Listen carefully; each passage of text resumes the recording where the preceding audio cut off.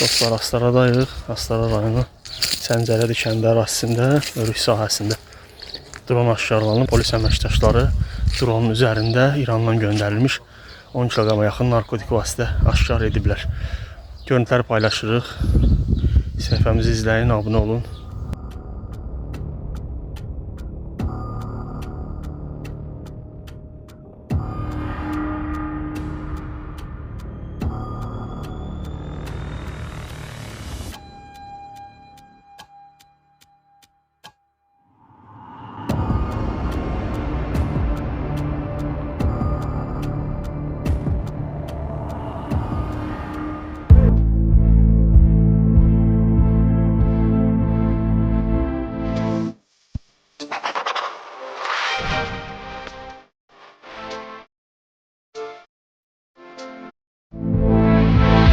Okay.